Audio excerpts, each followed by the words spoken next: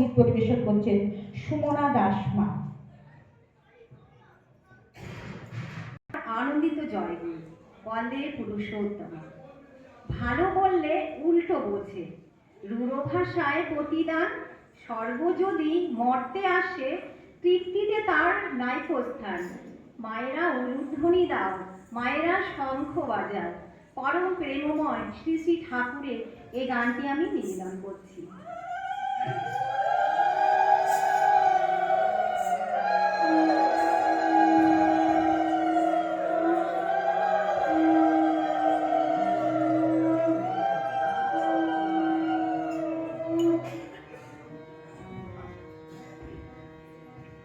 মায়েরা উলুধ্বনি দাও, মায়েরা শঙ্খ বাজাও, এসেছেন পরম দয়াল, তাকে বরণ করে নাও মাগো, তাকে বরণ করে নাও।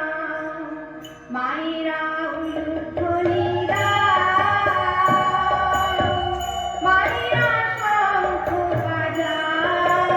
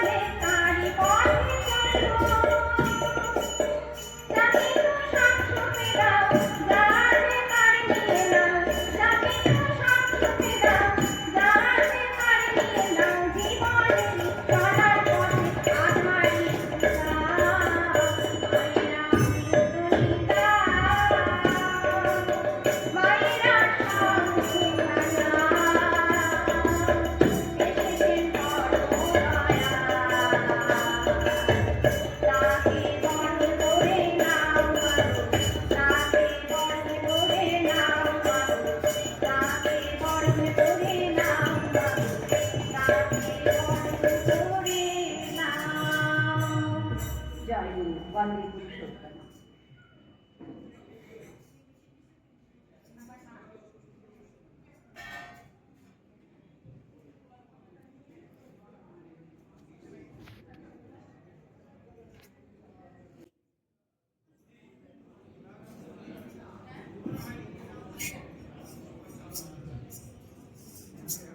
পরিবেশন করলেন মা সুস্থ সুস্পৃষ্ট রঞ্জিত জীবনে প্রার্থনা জানাই।